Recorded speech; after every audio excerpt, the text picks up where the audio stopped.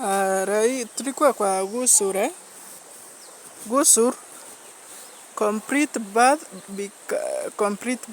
becomes obligatory in the following conditions: when Armani or seminal fluid is discharged owing to stimulation, whether actual or imagined, whether asleep or awake. B. When an actual intercourse takes place, even if no discharge occurs. When a woman comes out of her regular menstrual cycle, when the normal flow of blood ceases from the womb after giving birth. The procedure is as follows.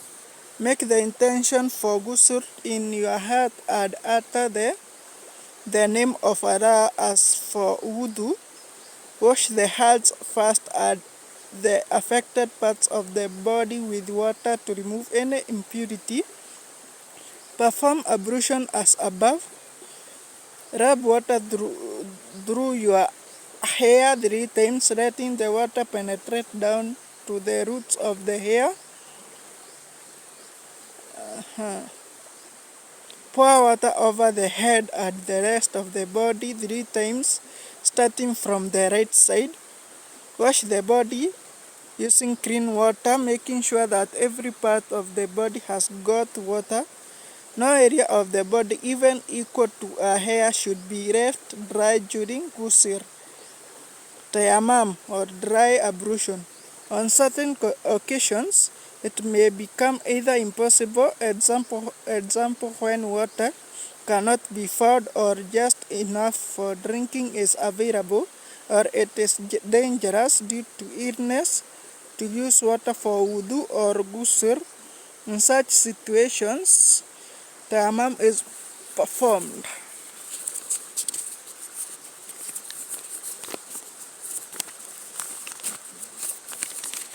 The procedure is as follows.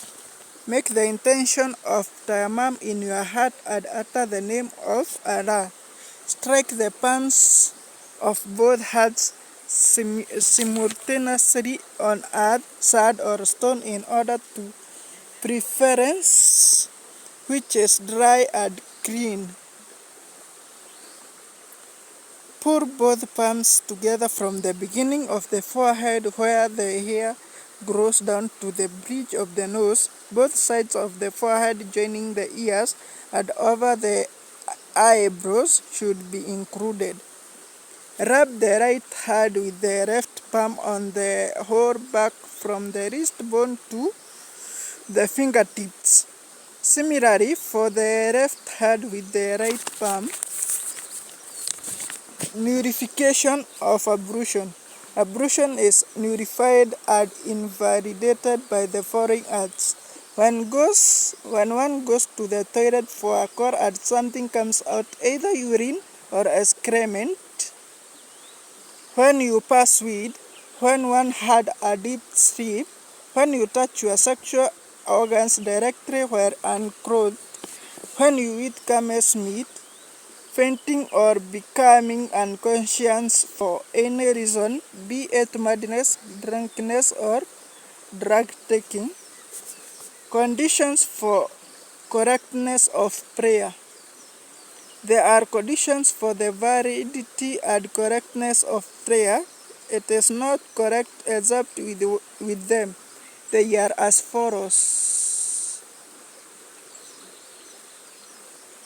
Knowledge of its time. Prayer is not valid when performed before its prescribed time or delayed after it, except for a valid reason like traveling, sleeping, or forgetfulness.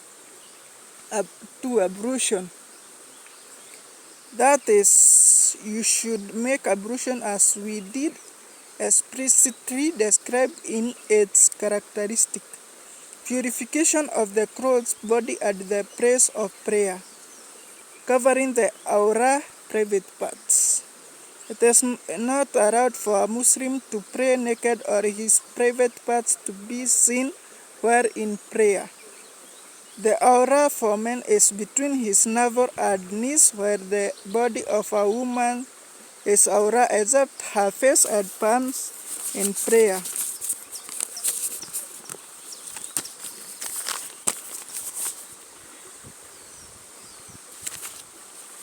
Facing the Qibla.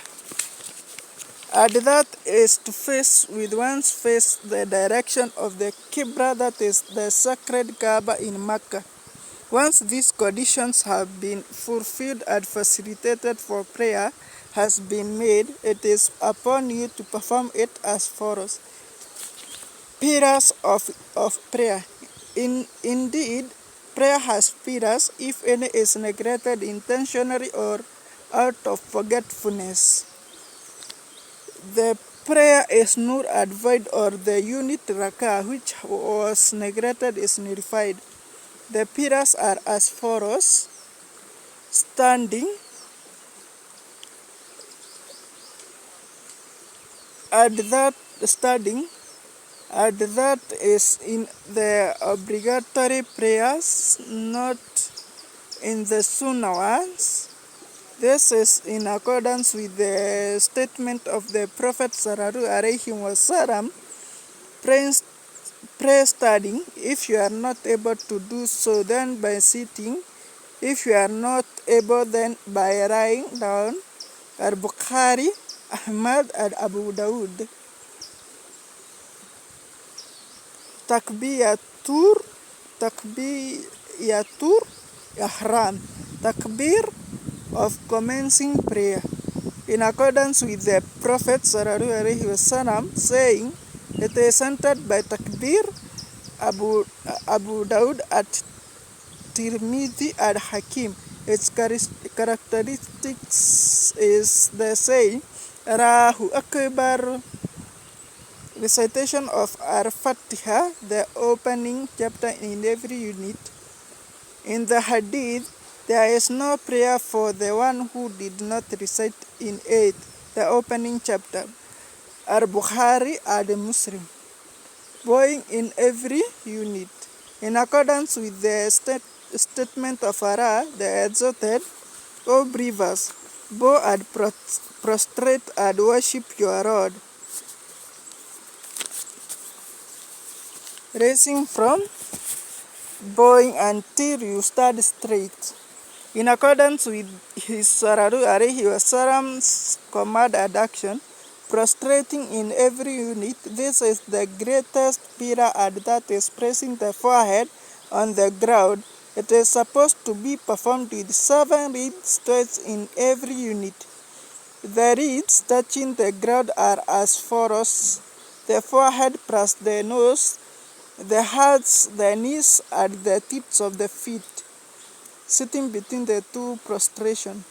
This is in accordance with his sallallahu alaihi wasallam's actions. When his sallallahu alaihi wasallam raises his head from the prostration, he does not prostrate the second time until he sits straight, calmness and tranquility. And that was in every position in prayer. The evidences have been reported by a multitude of people in succession that whoever does not have serenity in his prayers has indeed not prayed. He is thus ordered to repeat it. The last tashhadu in accordance with his sallallahu alaihi wasallam's actions and statement. Pray as you have seen me praying. Al-Bukhari. As-salatu ar-nabi, saying prayers on the Prophet in the last tashhadu, that is to say, Allahumma salli ala Muhammad, O Allah, said prayer on Muhammad, adhering to the order between the pillars. Indeed, the Prophet sallallahu alaihi wasallam used to pray in a systematic manner. Tasrim, salutation of peace. In accordance with his sallallahu alaihi wasallam statement, the prayer is cited by the Tasrim, Al-Hakim, and Al-Zahabi, who declared it authentic. The salutation has been regularized to relieve one from prayer, for it is its ending and a sign of completion.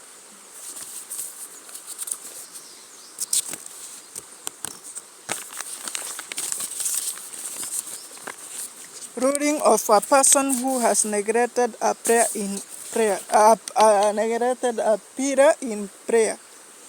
Whoever reads a pillar of those mentioned above, in case it is the Takbiratul Ihram, then his prayer is invalid, and if it is any other pillar which has been left out intentionally apart from the Takbiratul Ihram, his prayer is also null and void. In case it has been neglected forgetfully, example, bowing or prostration, when one remembers before commencing recitation of another unit, he returns to perform it, and whatever is after aid of that unit which has been left out, if one remembers it after commencing the recitation of another unit, the whole of that unit is invalidated. Another unit will be performed in its place, and then prostration of forgetfulness is performed at the end. If one knows of the neglected pillar after the salutation, in case it is the last tashahhud or the salutation, one will perform it and then make prostration of forgetfulness and later the salutation. In case the left out pillar is other apart from the last tashahhud or salutation, example, it is bowing or prostration, one is supposed to perform the whole unit in place of the unit wherein the pillar has been neglected, after which one perform the prostration of forgetfulness as long as the time between them is not wrong. If the time frame is wrong or one's ablution is nullified, one will repeat the whole prayer. The characteristic of prayer. One starts facing the direction of the Qibla with humility, making his intention in his heart of the kind of prayer you want to perform without uttering it. Raise your hands till they are aligned with the shoulders or the ears close to them, and say Allahu Akbar. And this is known as the Takbiratul Ihram. Allahu Akbar, Allah is the greatest.